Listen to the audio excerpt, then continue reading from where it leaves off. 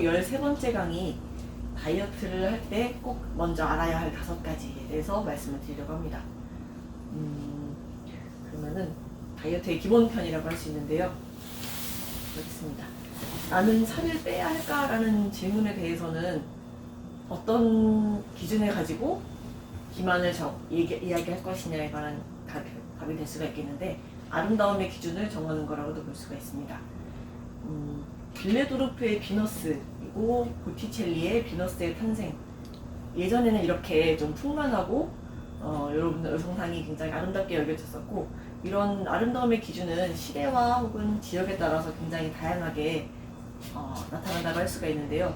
그러면은 이런 아름다움의 기준을 관통하는 어떤 한 가지가 없을까라고 봤을 때, 의학에서는 이것을 건강이라고 정의를 했습니다. 진화론적으로 보았을 때. 그래서 우리가 건강하고 혹은 아름답다고 여기는 기준에는 적절한 체지방을 유지하고 있는 상태가 가장 아름답다라고 볼 수가 있는데, 체지방이 너무 없어도, 예를 들면은 청소년기에 너무 초경이 늦게 시작한다든지, 혹은 성인 여성들에게서 배란이 안 일어나서 노배란이 생긴다든지, 그래서 임신이 되는 그런 증상들이 생길 수가 있고요. 너무 체지방이 많아도 또 관절염이나 관절염 혹은 허리 통증, 무릎 통증 이런 것들이 많이 생길 수가 있고, 또 고혈압, 고지혈증 같은 대사성 질환들도 생길 수가 있습니다. 건강에 적신호가 들어오는 것들이죠. 그래서 우리는 무의식적으로 적절한, 너무 적거나 너무 많지 않은 체지방을 가지게 됐을 때 가장 아름답다고 이렇게 뇌가 프로그래밍 돼 있을 가능성이 높습니다. 그러면은 가장 아름다운 비율이라고 하는 것이 있을까?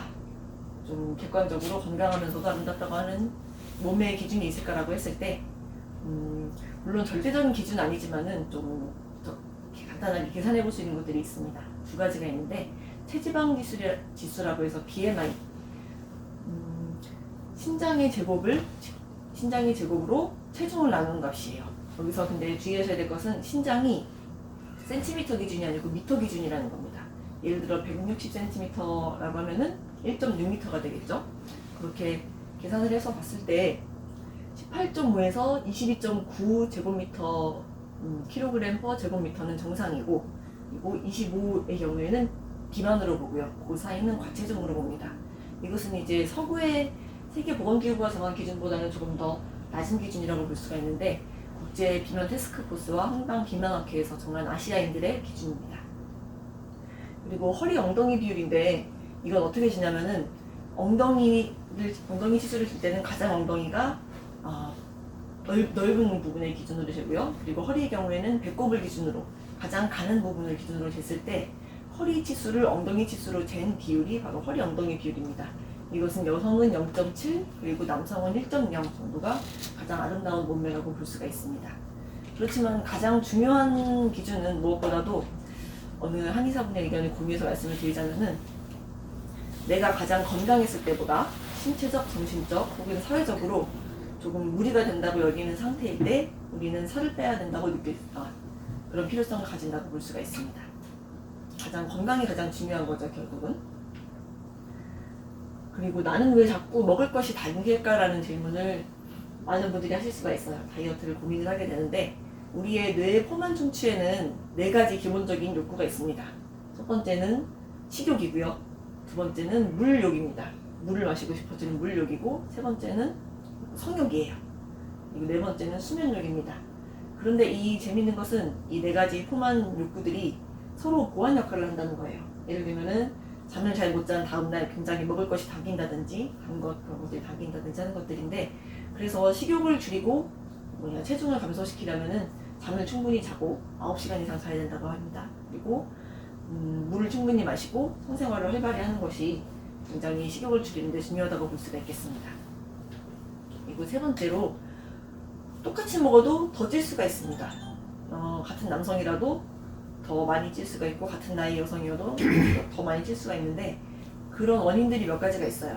첫 번째로는 신진대사를 저하시키는 갑상선 기능 저하증, 2번째로 그리고 인슐린 저항성을 증가시키는 다낭성 난소증후 같은 질환들, 그리고 나이가 들수록 성장 호르몬이 감소함으로써 또 체중이 증가되는 원인이 되기도 합니다.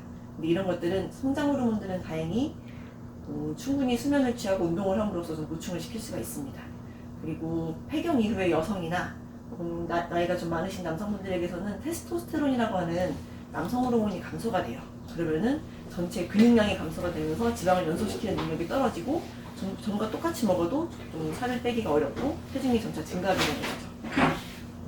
그런 것들도 체중 증가에 영향을 미친다고 할 수 있습니다. 그리고 이런 거는 조금 생소하게 느끼실 수도 있는데 내 몸을 뚱뚱하게 하는 약물이 있습니다. 체중 감소를 지방의 연소를 감소시키고 그리고 졸음을 유발해서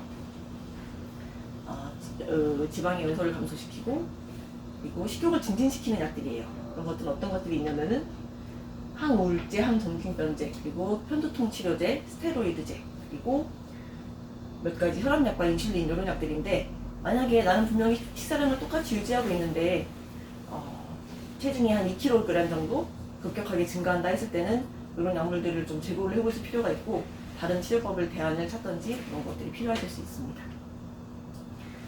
그리고 또 충분히 먹으면은 살이 빠지는 데 도움이 되는 것이 있습니다. 뭘까요, 선생님? 잘 모르겠네요. 그죠? 아까 말씀드린 물도 그런 것이 될 수 있고 바로 칼슘입니다. 칼슘이 뼈에 좋다는 거는 다들 많이 알고 계실 텐데 체중 감소에도 많은 효과가 있습니다. 지방의 흡수를 감소시키고 그리고 지방의 대사를 빠르게 하는 데 도움이 되는데 매일 1000mg의 칼슘을 섭취했을 때 체중 지방 감소 효과가 2배 정도 나타난다고 하는 연구 결과가 많이 있습니다. 그러면 칼슘을 뭘로 섭취하느냐?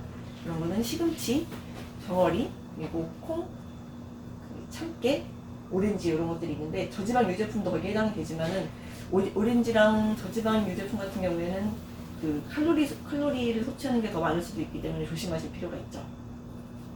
그리고 네. 다이어트를 할 때 알으셔야 할 기본적인 5가지들을 이렇게 알려드렸고 이렇게 듣고 보시니까 결국은 아름다움의 종착점도 결국은 건강이라고 보실 수가 있겠죠. 여러분들이 가장 아프지 않고 그리고 건강한 상태가 가장 건강하다고 볼 수 있고 여기서 조금 벗어난다고 봤을 때 좀 체중 감량이라든지 체중을 좀 더 써야겠다 이런 것을 느끼실 수 있겠습니다.